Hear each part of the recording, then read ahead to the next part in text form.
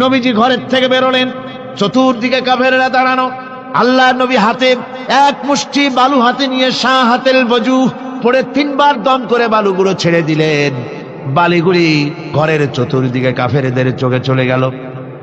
পরবর্তী সময় রব্বুল আলামিন ডেকে বলেন, নবীরে, বালি যখন নিক্ষেপ আপনি করেছিলেন, ধুলাগুলি আপনি তো শুধু নিক্ষেপ করেছিলেন, কিন্তু চতুর্দিকে কাফেরদের চোখে গেল কেমনে? একদিকে মেরেছিলেন, সেই দিকেই তো যাওয়ার কথা ছিল, চতুর্দিকের কাফেরের চোখে চোখে সেগুলো পৌঁছে গেল কেমনে?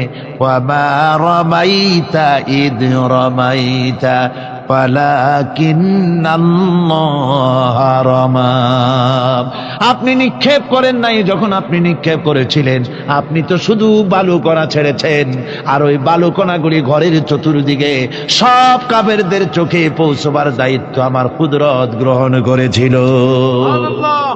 আমার ভাইয়েরা, নবীজি বিপদে, এতগুলি শত্রু তরবারি নিয়ে তিনি বিপদে ধৈর্যহারা হন নাই।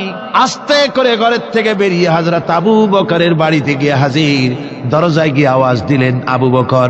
অমনি দরজা খুলে গেল। লাব্বাইক ওয়া সাদাইক। হুজুর বলেন, আবু বকর রে, একটা ডাকে কেমনে সাড়া দিলে? তুমি কি ঘুমাইছিলে না? হযরত আবু বকর বলেন, হুজুর, আপনি বলেছেন আমাকে নিয়ে হিজরত করবেন। আমি মনে মনে চিন্তা করেছি, না জানি কত রাত্রে নবীজি আসেন, উঠতে যদি আমার দেরি হয়ে যায়, নবীজি যদি দরজার কাছে দাঁড়ায় দাঁড়ায় আমারে ডাকাডাকি করে, আর আমি যদি ঘুমায় থাকি, তাহলে আল্লাহর নবীর সঙ্গে বেয়াদবি হয়ে যাবে। এই মনে করে বিছানায় না ঘুমাইয়া আপনার গলার আওয়াজ শোনার জন্যে এই দরজার সঙ্গে পিঠ লাগাইয়া লাগাইয়া দাঁড়াইয়া ঘুমাচ্ছিলাম।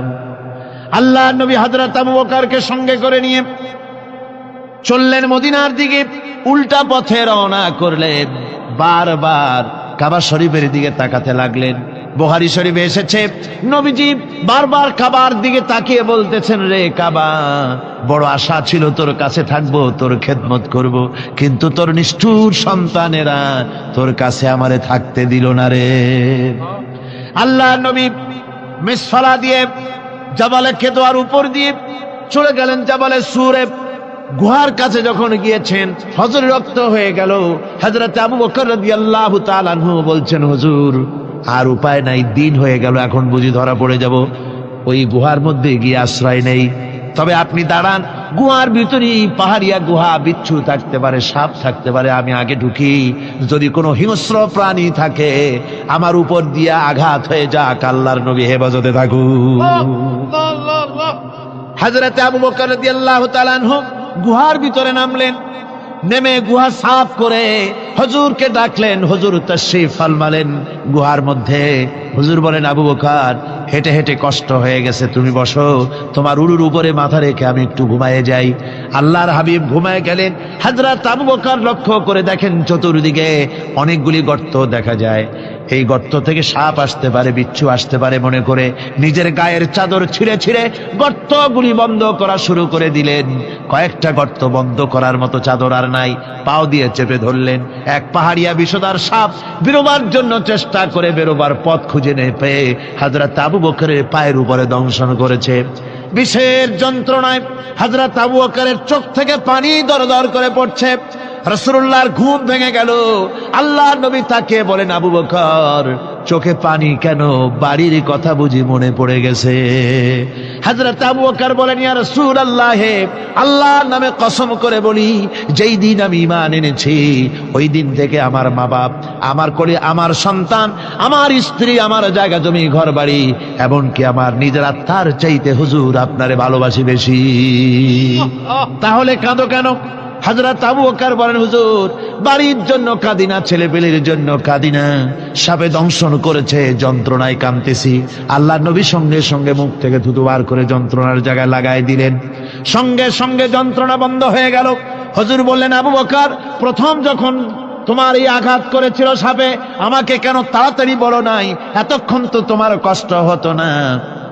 হযরত আবু বকর বলেন, ইয়া রাসূলুল্লাহ, ওটা তো সাপে কাটার যন্ত্রণা, ওই যন্ত্রণায় আমার রক্ত জ্বলতেছে, যন্ত্রণায় যন্ত্রণায় আমার কলেজাটা যদি ফেটেও যেত। আল্লাহর হাবিব আরাম ফরমাচ্ছিলেন, আমি তাকে আরামে বিঘ্ন ঘটাতে পারতাম না। আমার ভাইয়েরা, হযরতে আবু বকর হযরতে রাসূল দুজন বসে আছেন। এমনি সময় কাফের বেঈমানেরা খুঁজতে খুঁজতে জায়গা মতো এসে গেছে। একজনে বলে ভিতরে আছে, আর একজনে বলে নাই। পায়ের যদি থাকবে তাহলে মাকড়সায় জাল বুনালো কি করে, পাখি ডিম পেড়ে বসে আছে কি করে, তাদের সন্দেহ হতে লাগলো। এর মধ্যে না একজন বলে আছে আর একজন বলে নাই। হযরত আবু বকর ভয়ের চোটে কেঁদে ফেলেছেন, হুজুর আর উপায় নাই। এই যে অবস্থা, এই অবস্থার ভেতরেও আল্লাহ নবী এতটুকু ঘাবড়ে যান নাই। শত্রুরা তরবারি নিয়ে এসেছে, সুযোগ পেলেই একটু তাকালেই দেখতে পাবে, তুলে মেরে ফেলে দেবে। আল্লাহর হাবিব মোটেই ধৈর্য হারালেন না, এতটুকুন হতাশ হলেন না। আল্লাহ পাকের হাবিব তার সাথীকে কি বললেন তখন কোরআনে কারীম সূরা তাওবার মধ্যে আল্লাহ তা উদ্ধৃত করেছেন মুমিনদের জন্য। ইযহুমা ফিল গার ইয ইয়াকুলু লিসাহিবিহি লা তাহজান ইন্নাল্লাহা মা'ানা। ও আমার সাথী, ও বন্ধু, ভয় করো না, চিন্তা করো না, আমরা মাইনরিটি নই, আমরাই মেজরিটি। তার কারণ আল্লাহ আমাদের সাথে আছেন। সুবহানাল্লাহ বিহামদিহি, আল্লাহ আমাদের সাথে আছে। আর বন্ধুগণ, কোরআনে কারীমে রব্বুল আলামিন বলেন, ফাআনজালাল্লাহু সাকিনাতাহু আলাইহি ওয়া আইয়াদাহু বিজুনুদিন লাম তারাওহা। আল্লাহ পাক তার মনের মধ্যে গভীর প্রশান্তি এবং স্বস্তি দান করলেন, আর এমন সৈন্য দিয়ে সাহায্য করলেন যে সৈন্যদেরকে তোমরা দেখতে পাও না। এভাবে করে রব্বুল আলামিন মুমিনদের বিপদে আপদে মুসিবতে সব সময় আল্লাহ পাক মুসলমানদেরকে সাহায্য করেছেন। জোরে বলেন সুবহানাল্লাহ। মুমিনদের সাহায্যকারী আল্লাহ।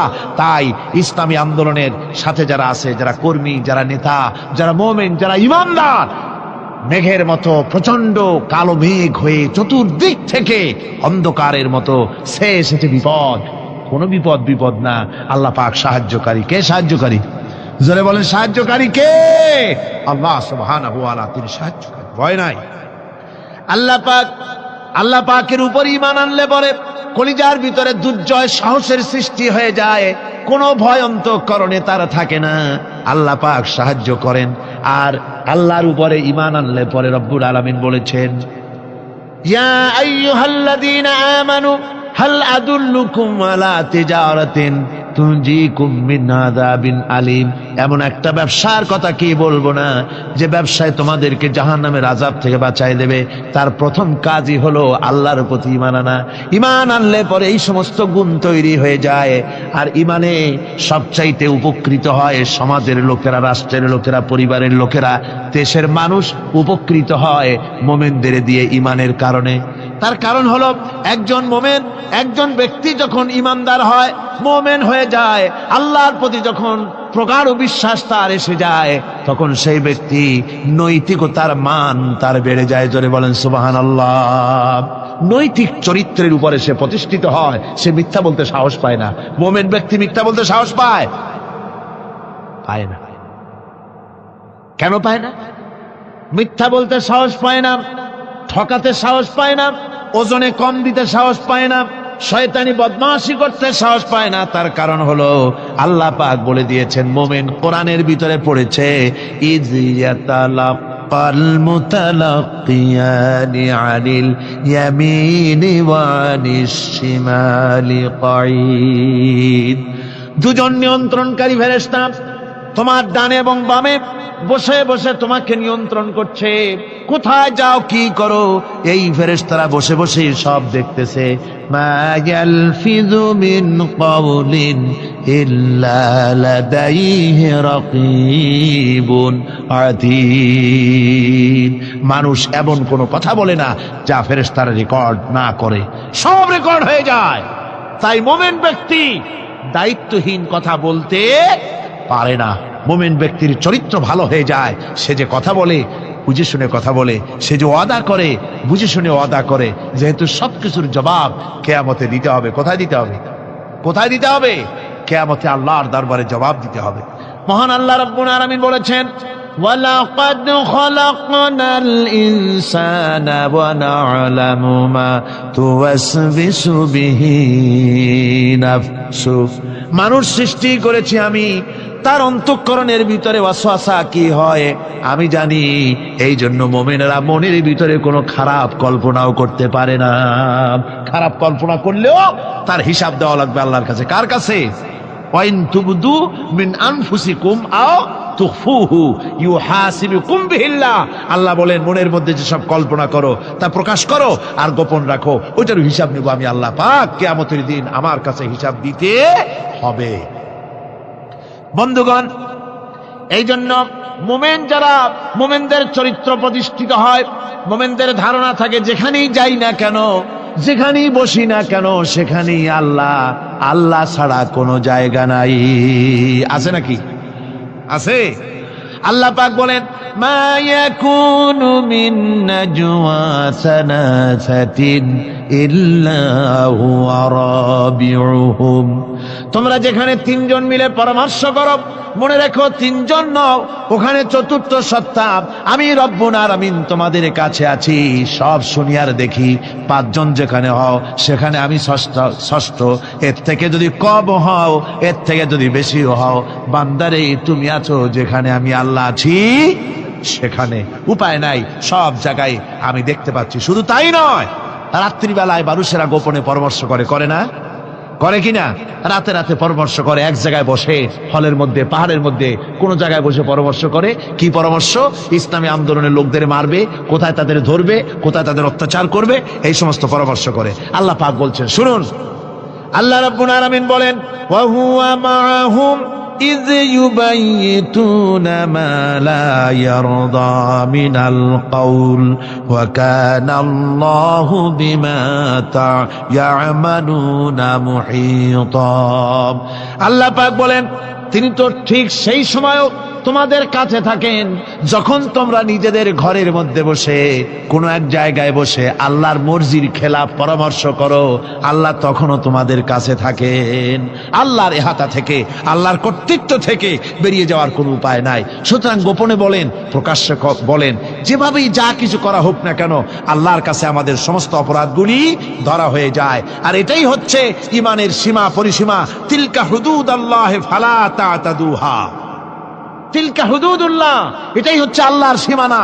ঈমানের এই সীমারেখা বজায় রেখে, ঈমানের উপরে মজবুত করে কোনো ব্যক্তি, পরিবার, সমাজ, রাষ্ট্র যদি তৈরি হয়, তাহলে সেই সমাজই শান্তি আসে, সেই সমাজই আরাম আসে, সেই রাষ্ট্র শান্তিপূর্ণ হয়, সেখানে দিন কায়েম হয়, মানুষ সুখ সমৃদ্ধি খুঁজে পায়।